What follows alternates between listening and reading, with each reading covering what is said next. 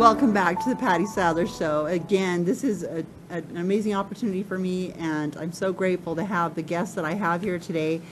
Our next guest is New York Times and Wall Street Journal best-selling author, speaker, and activist Bridget Cook Burch. She is a New York Times best-selling author, well known for penning riveting tales of transformation, and those are under the name of M. Bridget Cook. Her gift is for her courage to bring light into the darkest places of humanity and illuminating paths that awaken readers to their own magnificent journey. Her powerful work has been showcased on Oprah, CNN, Good Morning America, and in People, among others. Bridget's new release took the world by storm in September of 2013, The Witness Wore Red, the 19th wife who brought polygamous cult leaders to justice with LDS survivor Rebecca Musser. The book already has the publishing world buzzing, and Bridget is also co-author of best-selling Shattered Silence, the untold story of a serial killer's daughter with Melissa G. Moore, and Skinhead Confessions, From Hate to Hope with former neo-Nazi T.J. Layton.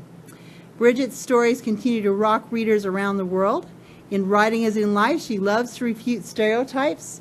Bridget runs Inspired Legacy LLC while enjoying her 4 amazing children and more pets than her beloved husband can handle. And an internationally sought-after speaker and activist, Bridget wows the audiences on the subjects of transformation, conscious business, and how to leave the footprints of an inspired legacy. Welcome and thank you for joining us today. We have Bridget Cook Burch here, and I'm just deeply honored to have you here. This is exciting for me. So, before we really begin on this interview, I did a little digging up about Bridget and found that she has a really great little video clip. I want to share it with you, and yeah. So we're going to check this out, okay? Because I think you'll really like this.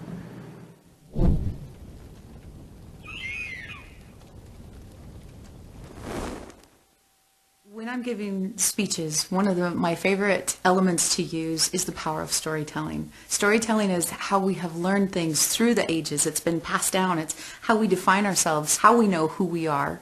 And transformation in storytelling, to me, is one of the most powerful venues to use. So I tell and teach these stories of people who have been through the depths of hell, literal depths of hell, but have risen above that, come out on the other side, and now they're incredible contributions to society. As humans, we learn so much through stories, and so if this person was able to overcome so much, it's like this other person says, maybe I could do that too. They take a look at their own life and go, you know what, I can at least get out of bed in the morning, and I can go to work, and maybe I can make something of myself. Maybe I can really be there for my kids and not wallow in this misery and pain of what I thought was impossible to overcome. Maybe it's not so impossible.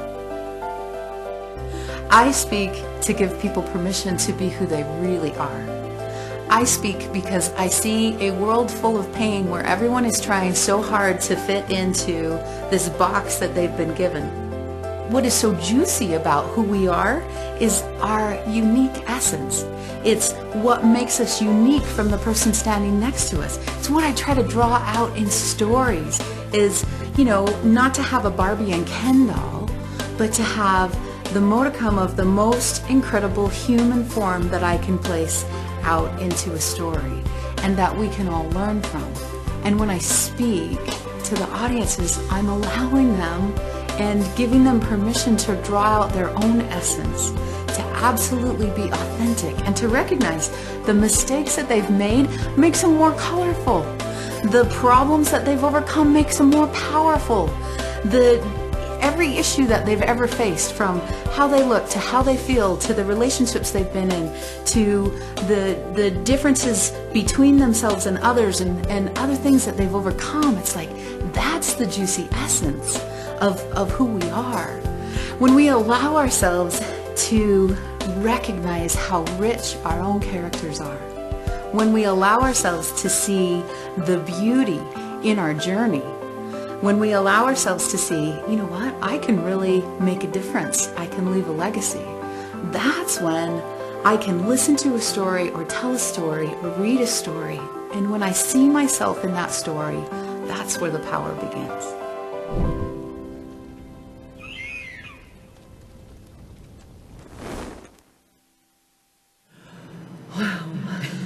I didn't know you had that. Well, yes, I think that's right there. You have a special presentation by yours truly, Bridget. Oh my gosh, she's one of the most amazing women I've ever met, as far as inspiring others and helping them to overcome their traumatic stories in their life and turn those into triumphs. Yes, absolute So, triumphs. Bridget, tell us how this all began. Tell us where it all started, because obviously you have made such an impact on the world, but this all began somewhere.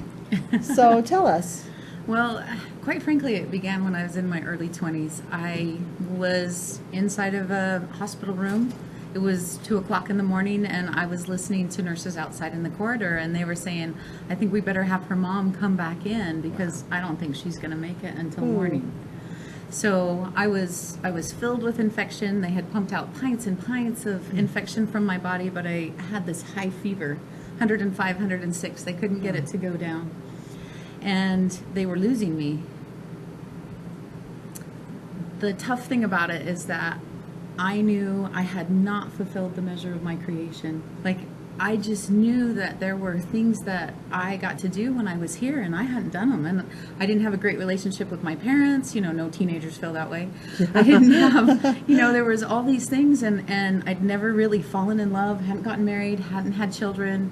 I was debating on whether I was going to become a nun or do something dramatically different. Yeah, but all of a sudden, I had this most incredible experience where I was in the room, but I was above the room, and this incredible presence filled that room, Patty. Was this an out-of-body experience?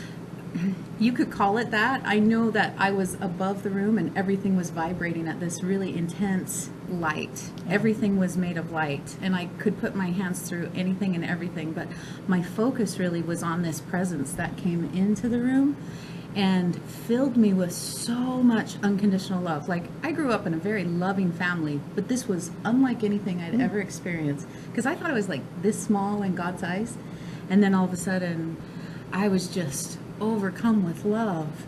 And then after that experience, like, the nurse came in and they'd given me intravenous antibiotics through like this clavicle, and I looked at the nurse and I said, I can have all of these. There's like 6 or 7 of them, but I can't have this one. And she's like, okay, you're nuts. But luckily, the doctor believed in those kinds of experiences. They took me off of that, and I walked out of the hospital the next day. And so, in this roundabout way, it seems like, well, what does that have to do with these stories? Well, I'll tell you what, it had everything to do with these stories, because for the very first time in my life, I could look into the mirror and I could see love there. And the coolest thing was I could look into the eyes of any individual, no matter where they came from, and I could see love there. And so I had the opportunity to move to Denver and start working with these high-risk gang youth. And these are kids that, you know, mom and dad are gang members, grandma and grandpa, aunt and uncle, and they lived life in this box.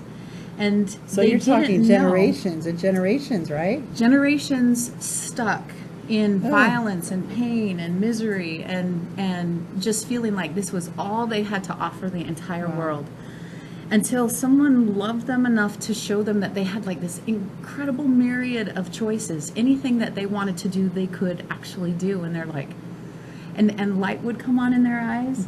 And up until that point, I'd been writing a lot of fiction, but I fell in love with those kids, and I fell in love with the human soul, and I started to write those stories. So that's where it all started. And then with that book. So then came Skinhead Confessions, and that's what that book was about. Was these kids you were working with? Well, it was about one particular guy. Now, what's interesting is I did not know him when I started working on a book. So I was thinking, I was moving back to Utah, and I wanted to write a story about redemption and forgiveness, something really powerful about the human soul and what was possible. And these gang kids were like my inspiration. So I was doing all kinds of research, and one night in the middle of the night, I had this dream, and I had character scenes, plots, and even eye color down to a T, and I'm like, oh my gosh, I have the makings of the most incredible novel. And had to do some research, because in my dream, it was a skinhead, and I worked with Nuestra Familia and the Bloods and the Crips. And so I had never worked with skinheads, didn't know much about them, so I had to do some research, and it floored me because they're all about hate. But what was interesting is I come across this guy's website, and everything that I had written about in my novel and everything that he had written about in his website were in tandem, so the hero of my story was real. And then he says, oh, and by the way, I'm looking for someone to write my life story. Tell me that this is not divine intervention. Exactly. Right. It was very guided. And so I wrote this Skinhead Confessions from Hate to Hope about T.J. Lydon, an extraordinary story. It's helped a number of kids to get out of gangs. It's helped a number of men and women in prison, even in gangs in prison, to even step out and to have the courage to be who they are. So that was my first extraordinary step into...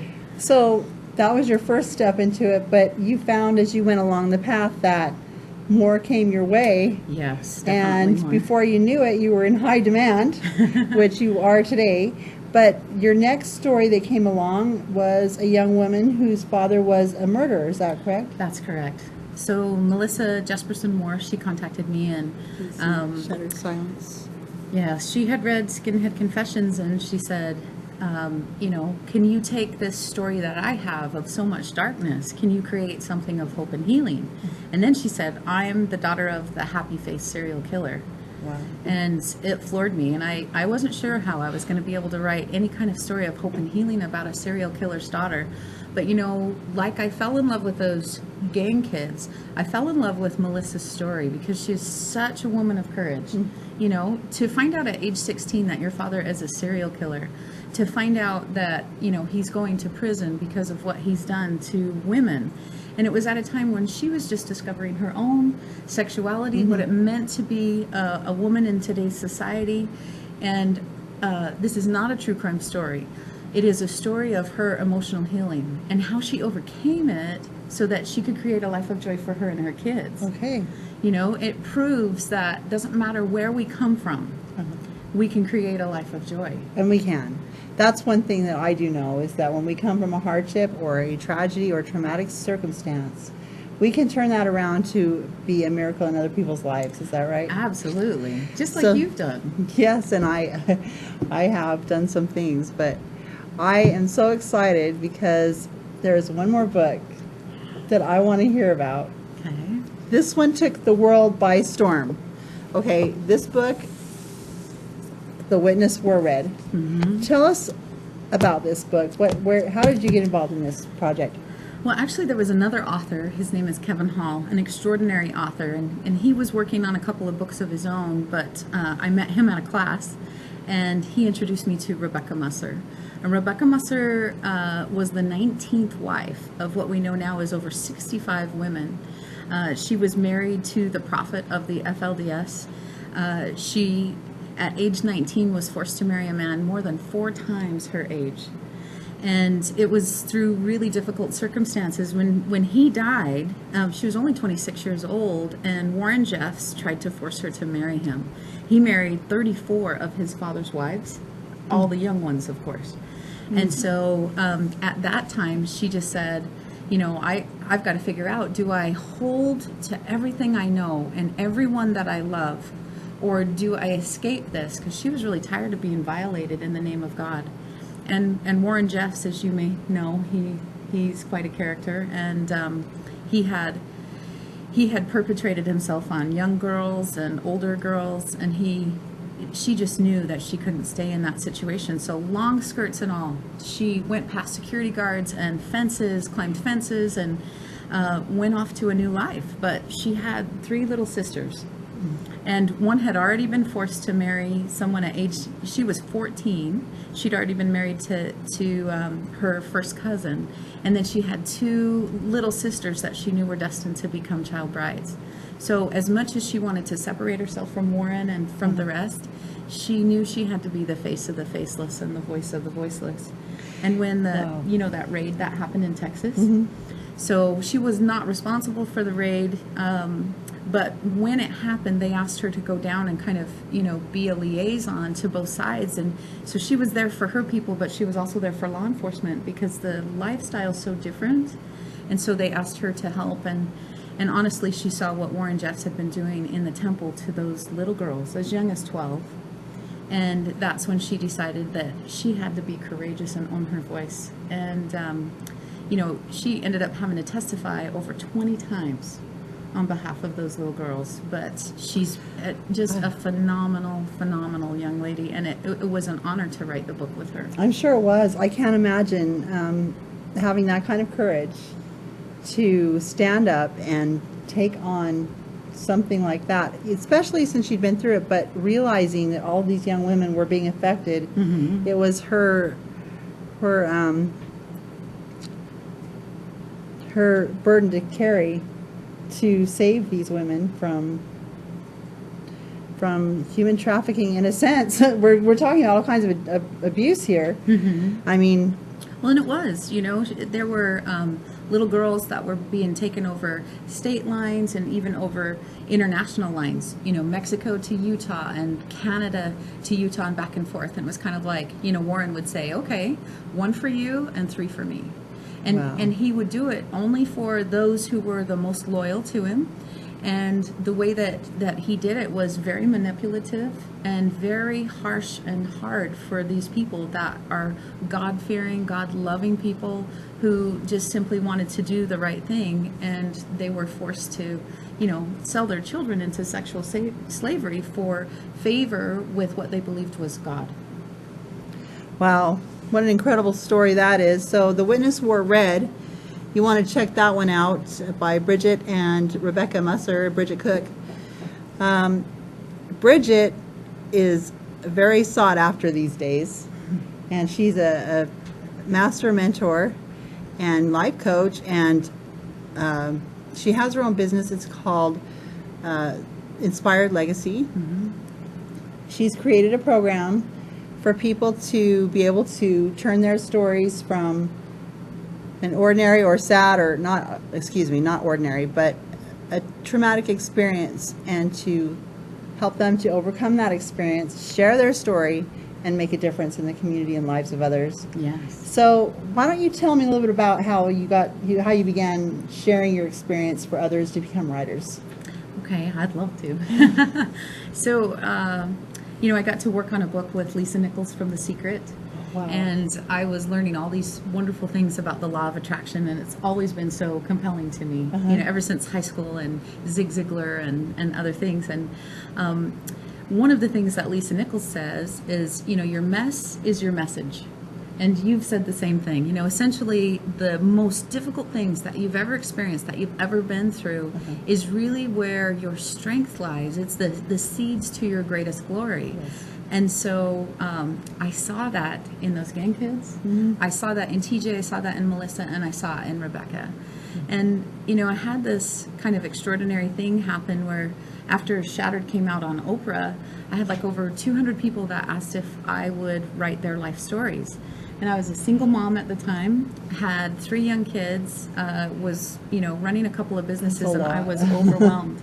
But what was tough was there were not a lot of resources for someone with such compelling and tender stories to be able to get it out, to be able to assist others, even when their heart was like, I'm no longer a victim, I'm a victor, and I get to do something extraordinary with this story.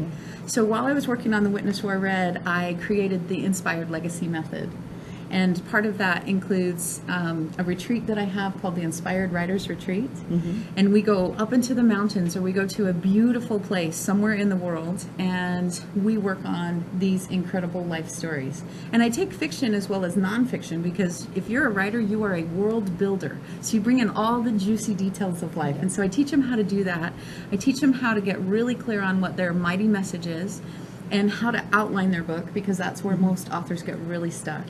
Yeah. And then also how they're going to polish it, how they're going to pitch it, how they're going to promote it, how they're going to launch it out into the world, where they're going to publish it. We go through all the steps in the process. And, as you know, it's got extraordinary results. So. Extraordinary results. Inspired Legacy retreats are amazing. First of all, I've been to them, and there's not a better mentor or master coach or inspirational person that you can deal with or work with to help you write your book, because of the stories that she's written already and the experiences that she's had with these people that have changed their lives and become a triumph. She's able to help others to turn their story over into something amazing. So, Well, and everybody's got an extraordinary story. yes. You know, and 9 out of 10 people want to write a book, but less than 2% ever will because they are afraid that they don't have the tools or it's not great enough. But when you pull that story out of you, all of a sudden you recognize, holy cow, I do have, I have an a story. extraordinary story. Yeah. I can help someone with this story, you know? Yeah. Well, and you've seen, we've had Travis and Libby and Wendy. They're all part of our Inspired Circle. And it's just, it has been a great miracle to work with such amazing people who have the courage to get out their life on paper. It takes a lot of courage, as you will know. Yes, And so does. I'm blessed to have you as part of the And program. I'm blessed to be with you too.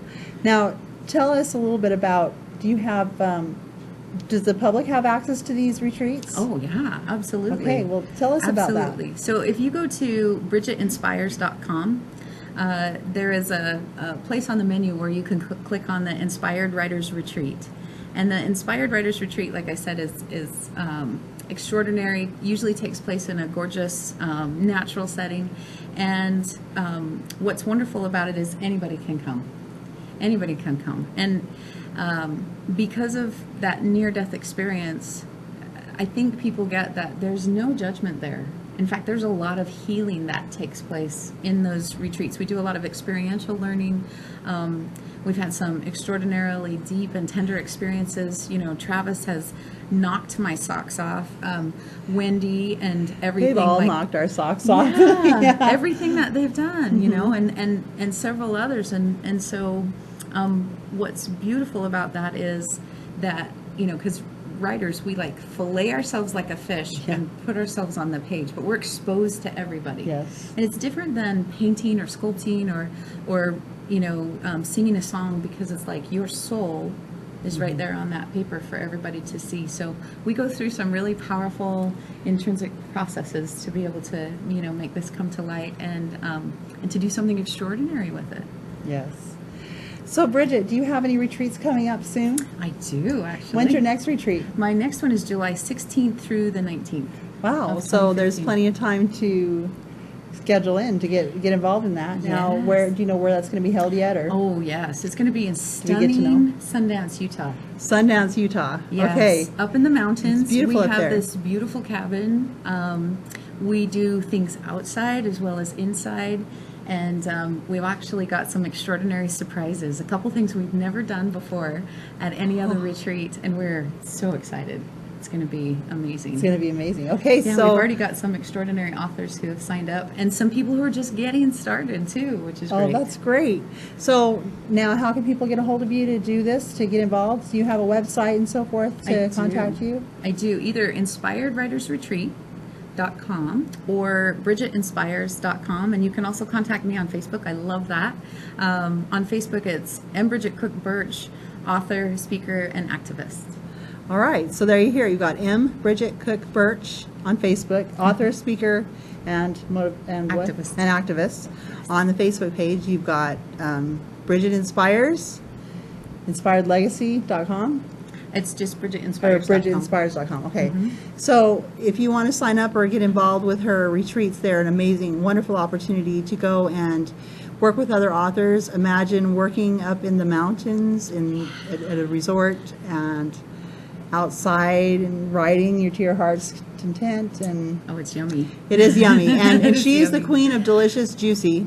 Yes. So she can bring your juicy skills out and help you to write some amazing things.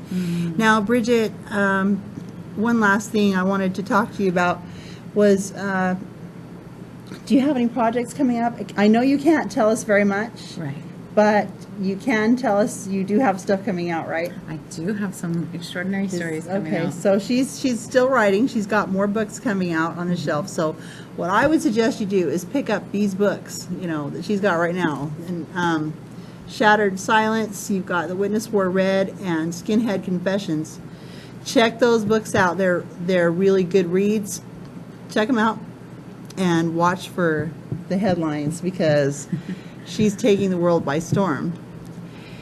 Now, another thing would be to check out her retreats where you can work on your writing skills, work on your story, and how to get it out there and make a difference in the world. And we've given you some clues on how to get a hold of her.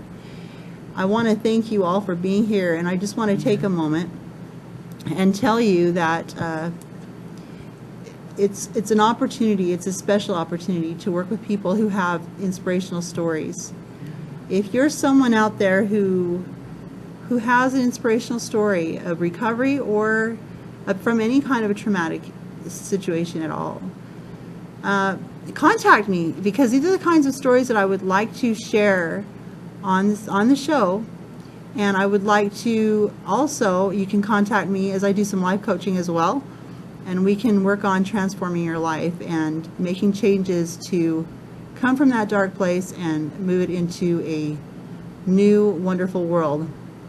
You can find me at the Patty Sadler Show on Facebook. You can also find me at pattysadler.com. My phone number is 559-679-6694. I want to thank you so much for joining us today, and hope you'll join us again next week as we have some special guests again. And have a great day. Thank you so much.